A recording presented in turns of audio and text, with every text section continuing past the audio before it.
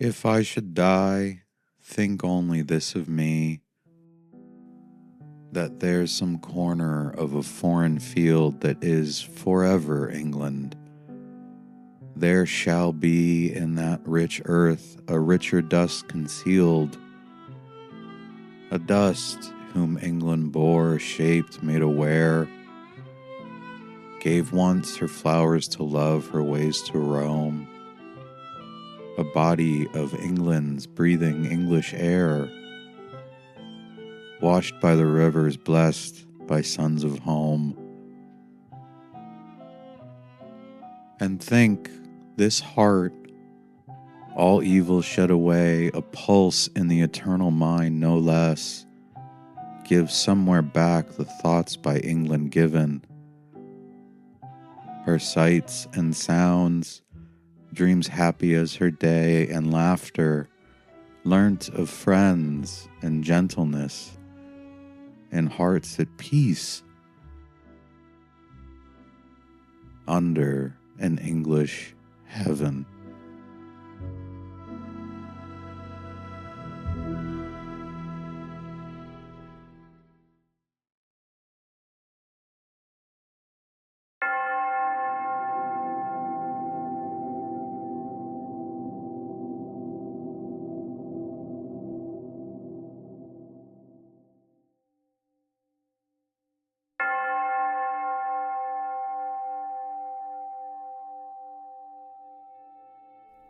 In the immediate aftermath of a harrowing battle during World War II, SLA Marshall, a U.S. Army historian and combat analyst, gathered small groups of soldiers for a debriefing.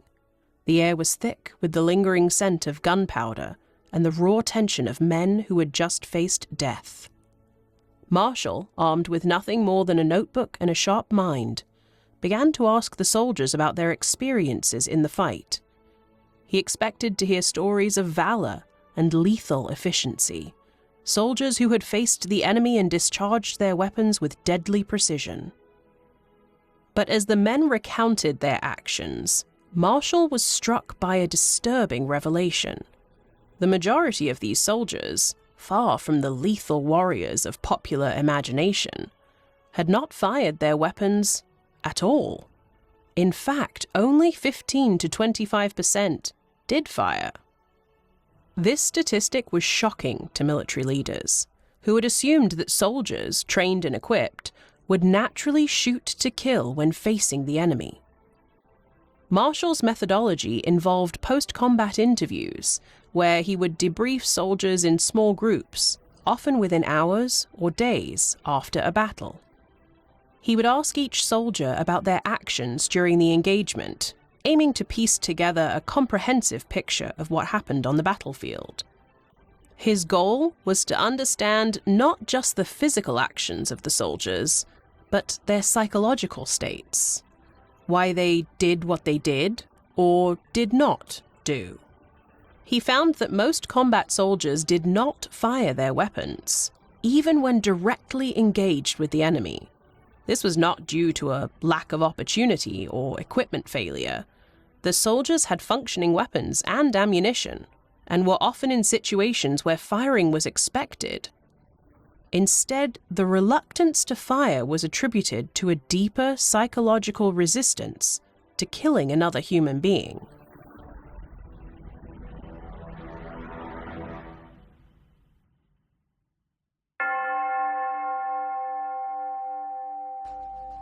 Marshall's conclusion? That only 15 to 25% of soldiers actually fired at the enemy, challenged the prevailing belief that soldiers, once trained and placed in combat, would instinctively fight. This discovery suggested that even in the heat of battle, where survival might depend on returning fire, most soldiers were unwilling or unable to do so. Marshall's findings had profound implications. If the majority of soldiers were not firing, it meant that traditional models of military training and combat effectiveness were flawed. The assumption that soldiers would naturally kill if their lives depended on it was called into question. This had ramifications for how armies trained their soldiers, planned their battles, and understood the nature of combat itself. Marshall's study also opened up new avenues of inquiry into the psychological toll of combat. Why did so many soldiers refuse to fire? Was it fear, moral reluctance, or something else entirely? The study suggested that the reluctance to kill was not just about taking life. It was about the act of engaging with the enemy at all. Many soldiers, it seemed, were psychologically paralyzed in the face of combat, unable to bring themselves to fire their weapons, even in the general direction of the enemy.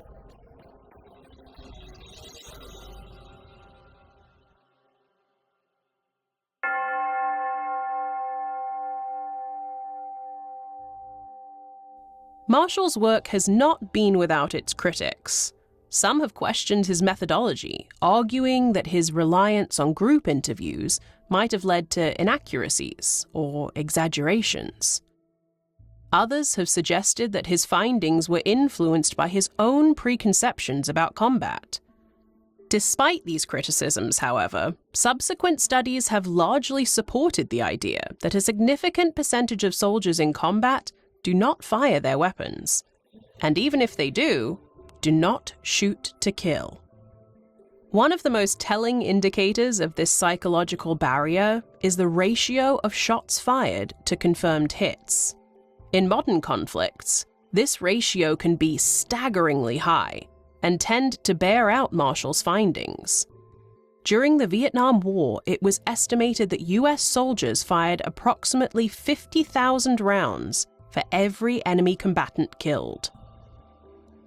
In more recent conflicts, such as in Iraq and Afghanistan, this number has varied, but remains high, often in the thousands of rounds per confirmed kill.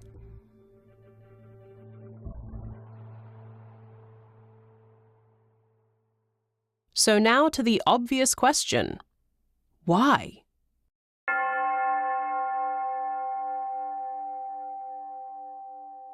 Why would highly trained soldiers, those trained for months or longer to shoot to kill, not shoot to kill?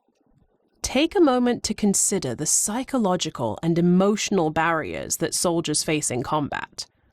Killing, even in war, goes against one of the most deeply ingrained human instincts: the aversion to taking another life. This is not just a cultural or moral issue, but a biological one. Humans are social creatures, and violence, particularly lethal violence, is a violation of the social contract that underpins our species' survival.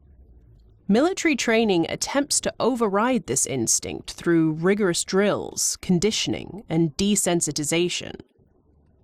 Soldiers are trained to see the enemy as a threat rather than a fellow human, and this dehumanization is crucial to overcoming the natural aversion to killing. However, this conditioning is not foolproof. In the heat of battle, when the abstraction of training meets the reality of a living, breathing target, the human element often reasserts itself. Soldiers may hesitate, aim high, or even deliberately miss, subconsciously avoiding the act of killing.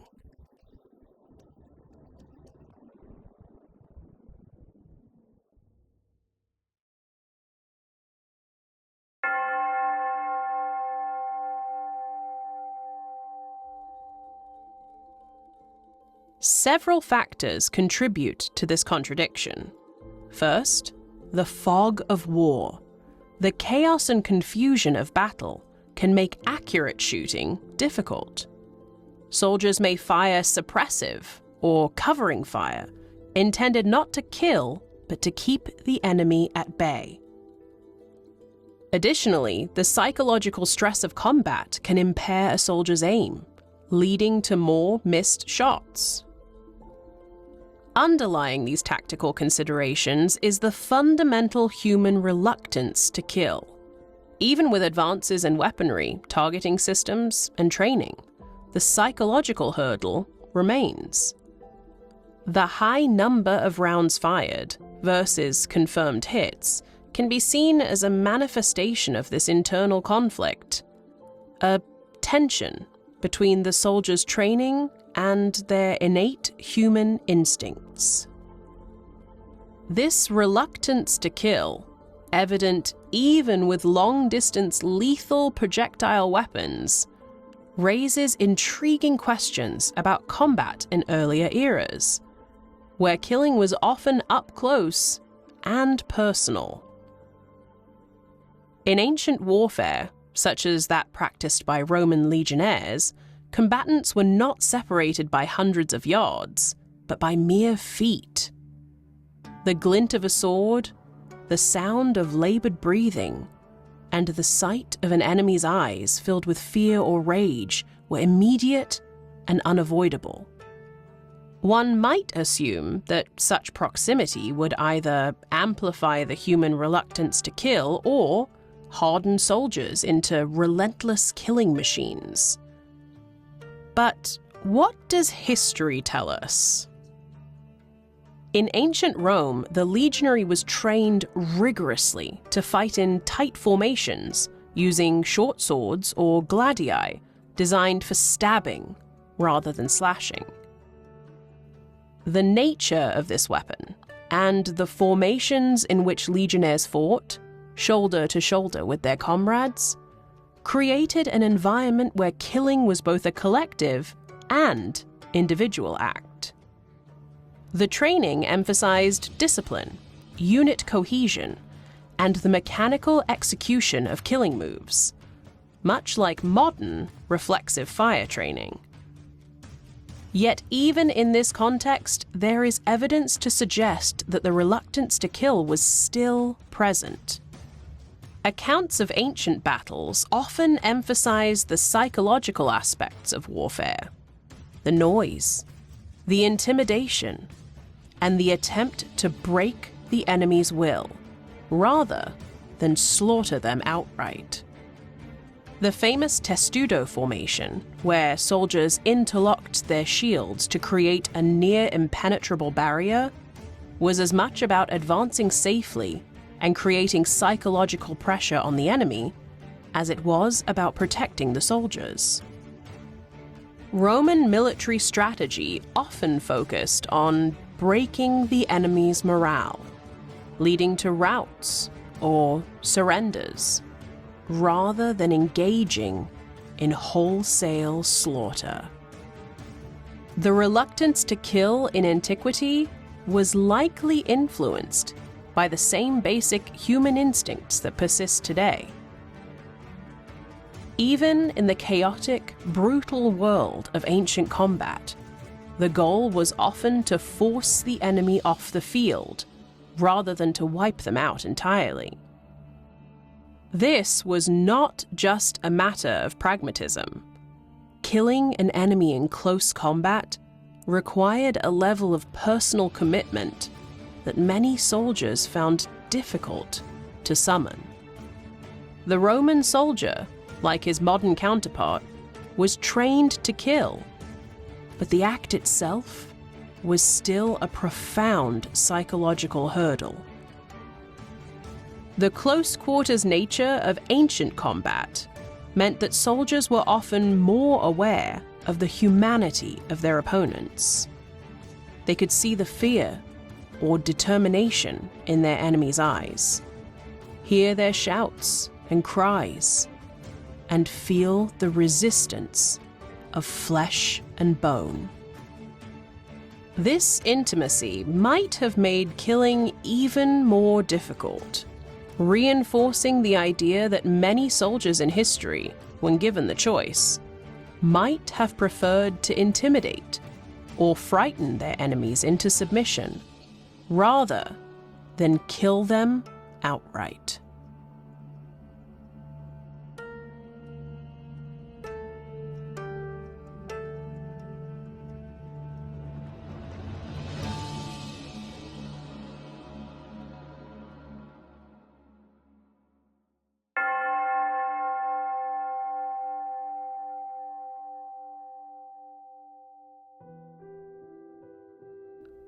In response to Marshall's findings and subsequent studies, military training has evolved over the years.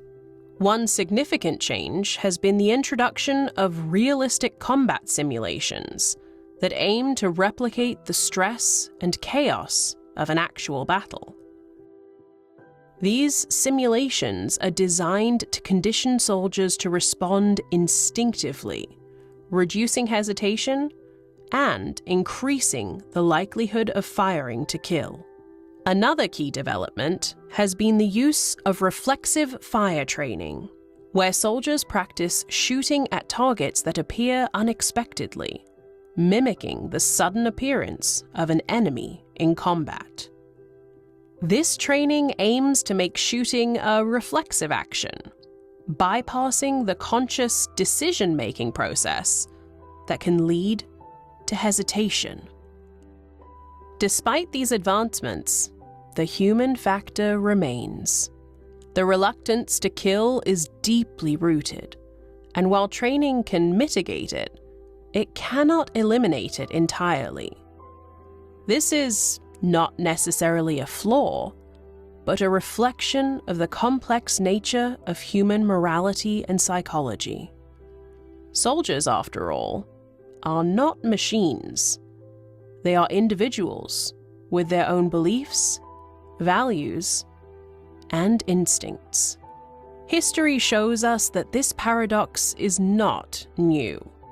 Whether wielding a gladius or an M16, soldiers have faced the same fundamental challenge: overcoming the almost uniformly innate human aversion to taking another life. This challenge has shaped the tactics, training, and psychological strategies of armies across the ages, from the disciplined ranks of Roman legionnaires to the high-tech forces of today. As military training continues to evolve, it will need to grapple with this paradox, balancing the need for combat effectiveness with an understanding of the human condition. For as long as there are soldiers, there will be the dilemma of the trigger, a decision that, for many, will never be as straightforward as it might seem.